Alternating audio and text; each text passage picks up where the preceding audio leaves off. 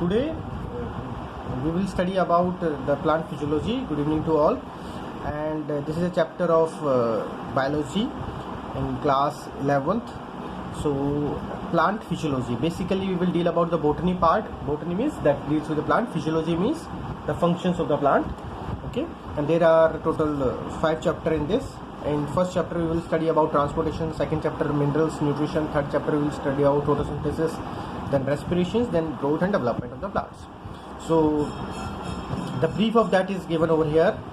That talks about the descriptions of the structures and variations of living organism over a period of time, ended up to apparently irrecognizable respective from the biology.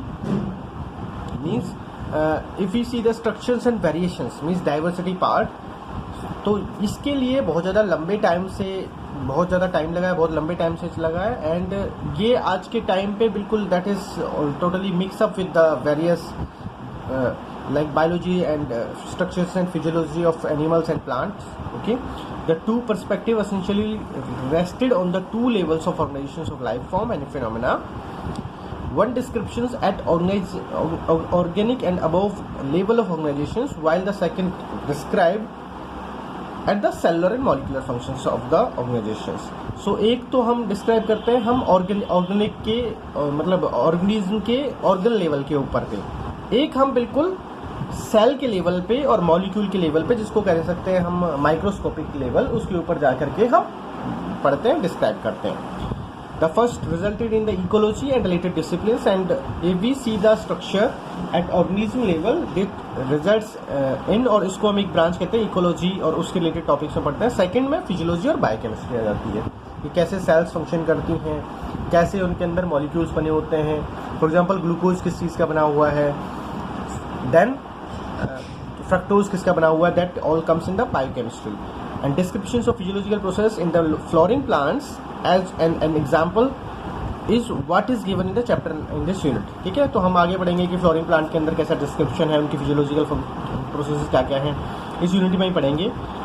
Then minerals, nutritions कैसे लेते हैं plants, photosynthesis कैसे करते हैं, transportation कैसे करते हैं, respiration कैसे करते हैं, और फाइनली ग्रोथ एंड डेवलपमेंट कैसे करते हैं.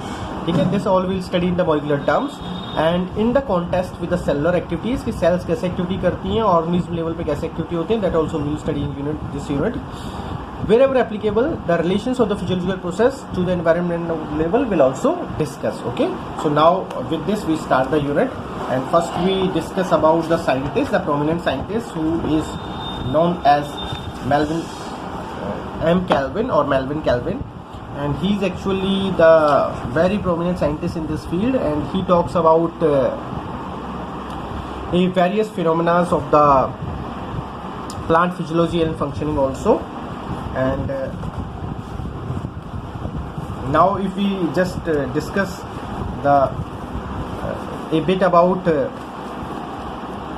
the scientist. He actually born in 1911, then he did his PhD, and then he served also as a professor of chemistry, because over here he talk about the biochemistry part. And then he gave a very famous cycle which we call Calvin cycle, which is related to the respiration in the plants as well as in the human beings. Okay, and then he worked on green plants from formations of sugar and other substances, how the plant formed glucose from raw material like CO2 and water and minerals. And actually he worked by labeling the CO2 with carbon 14. Carbon 14 is actually a radioisotope, and he labeled this radioisotope so that he can distinguish between the carbon. तो उसने क्या पता लगाया था कि CO2 का actually carbon that goes into the carbon of the sugar, and he did this with radio isotoping और with the labelling techniques on the carbon 14.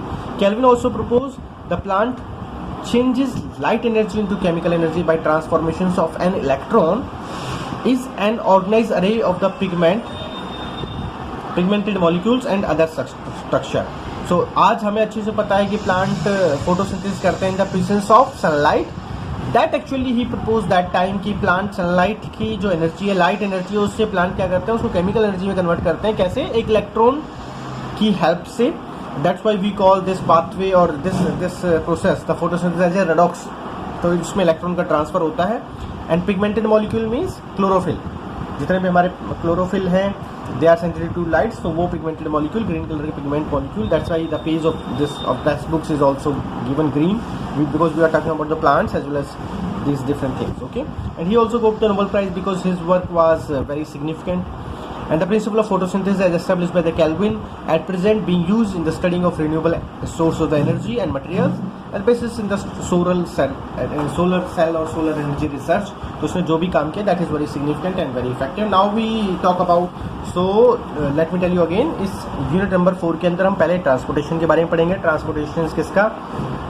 Water का, फूड का, किसमें? प्लांट्स में. ऑलरेडी सारी चीज़ हम प्लांट्स में डिस्कस करेंगे. मिनरल न्यूट्रिशंस पढ़ेंगे. मिनरल न्यूट्रिशंस किसमें? प्लांट्स में. कैसे अपने प्लांट न्यूट्रिशंस लेते हैं मिनरल्स से. थर्ड हम पढ़ेंगे कि फोटोसिंथेसिस कैसे करते हैं प्लांट, हायर प्लांट कैसे फोटोसिंथेसिस करते हैं, रेस्पिरेशन कैसे करते हैं, that we will study in chapter number 14 and 15 chapter के अंदर प्लांट ग्रोथ एंड डेवलपमेंट कैसे करते हैं. तो ये सारी चीज़ इस unit number 4 that we call plant physiology, उसके अंदर हम पढ़ते हैं. ठीक है, तो now we start with the chapter number 11, that is the first chapter of this unit. And if we see what are the various aspects which we are going to study in this is,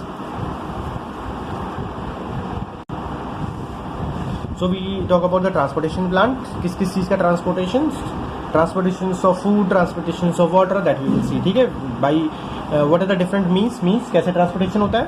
second, water और plant का क्या relation है आपस में. Third, long distance पे plant कैसे transport करेंगे.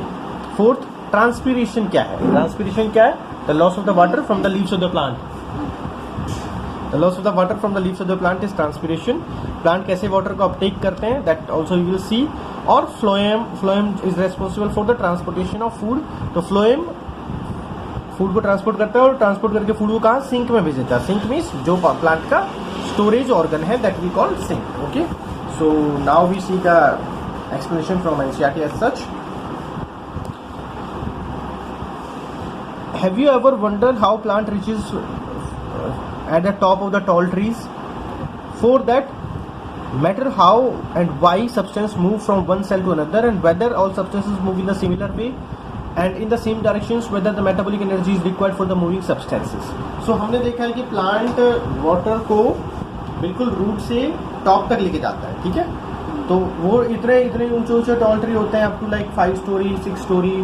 तो इतने जब ऊंचे प्लांट में वाटर जब रूट से टॉप तक जाएगा तो डेफिनेटली प्लांट के अंदर एक बहुत स्पेशलाइज्ड मैकेनिज्म है जो इस प्रोसेस को पूरा कर रहा है.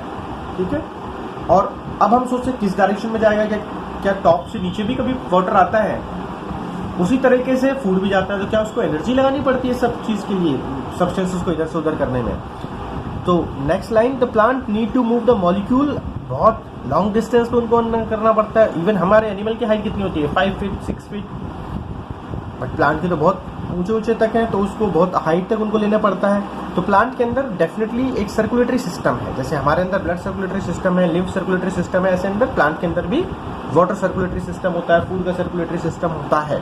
ठीक है, water taken up with the root has to reach all the part. तो वाटर रूट लेती हैं, सारे प्लांट के पार्ट तक पहुंचता है, इवन टिप तक भी पहुंचता है. जो ग्रोइंग स्टेम है, जो सबसे ऊपर की स्टेम है, जो लीव्स है, उसकी टिप तक भी ये वाटर डेफिनेटली पहुंचता है. ठीक है, देन फोटोसिंथेसिस होती है, फूड बनता है, लीव्स के अंदर फूड बनता है. अब ये लीव्स के अंदर जो फूड बनेगा ये कहाँ जाएगा? ये रूट के अंदर भी जाएगा, रूट टिप में भी जाएगा, जो बिल्कुल सॉइल के अंदर है. Again this has to be downward. अगर लीफ के अंदर खाना बन रहा है और वो रूट तक जा रहा है. ठीक है, तो कोई इमरजेंसी आ जाएगी तो प्लांट दोबारा से रूट से खाना ले लेगा. फॉर एग्जांपल फोटोसिंथेसिस कुछ टाइम के लिए प्लांट नहीं कर रहा है, पत्ते उसके झड़ गए हैं, पतझड़ के अंदर जैसे देखते हैं हम फॉल सीजन के अंदर. तो movement across the short distances से within the cell across the membrane and from the cell to cell within the tissue has to take place. कहाँ मूवमेंट हो रही है? सेल के अक्रॉस, एक सेल से दूसरे सेल के अंदर, एक सेल के अंदर ही, और एक टिश्यू से दूसरे टिश्यूज के अंदर. ठीक है, डिफरेंट जगह मूवमेंट होंगी. To understand some of the transportation process that take place in the plant, one would have to recollect one basic knowledge about the structure of the cell, anatomy of the plant body. तो हमने plant के structure, हमें cell के structures पता है, हमें पता है सेल वॉल भी होती है, सेल मेम्ब्रेन भी होती है, प्लाज्मोडेस्माटा कनेक्शंस भी होते हैं. तो ये सब चीज़ हमें नॉलेज इसमें होनी चाहिए. That we will also see in the next moments. We also need to revisit our understanding of diffusion कि डिफ्यूजन क्या है. डिफ्यूजन क्या होता है? हायर कॉन्सेंट्रेशन से लोअर कॉन्सेंट्रेशन में किसी चीज का मूव करना, हायर कॉन्सेंट्रेशन से लोअर कॉन्सेंट्रेशन में. ठीक है. Beside gaining knowledge about the chemical potential and ions, ये भी हम समझिए कि केमिकल पोटेंशियल क्या, आयंस क्या क्या क्या क्या होता है. तो अगर हम बात करें when we talk about the movement of the substances, we first need to define what kind of the movement which are talking about. Movement कैसी हो रही है जी, पैसिव है या एक्टिव है, ये हम पढ़ेंगे आगे. पैसिव एक्टिव क्या होता है, हाई कॉन्सेंट्रेशन से लो कॉन्सेंट्रेशन की तरफ है, लो कॉन्सेंट्रेशन से हाई कॉन्सेंट्रेशन की तरफ है. ठीक है. And also what about the substances we are looking at, किस सब्सटेंस के लिए हम देख रहे हैं. And flowering plant the substance we would need to be transported, और water, minerals, organic nutrients, plant growth regulator. तो हर एक जगह, even what about the flowering plant, हमें हर प्लांट में हमें ये सब चीज़ें तो ट्रांसपोर्ट करनी पड़ती हैं, चाहे वो वाटर है, चाहे वो मिनरल्स है, न्यूट्रिएंट्स है, या फिर वो ऑर्गेनिक न्यूट्रिएंट्स हैं, या फिर वो प्लांट ग्रोथ रेगुलेटर, मतलब कुछ प्लांट हार्मोन्स हैं, या प्लांट की ग्रोथ को जो कंट्रोल कर रहे हैं, वैसी चीज़ें हैं. तो overall over small distances. See the next part in the next class.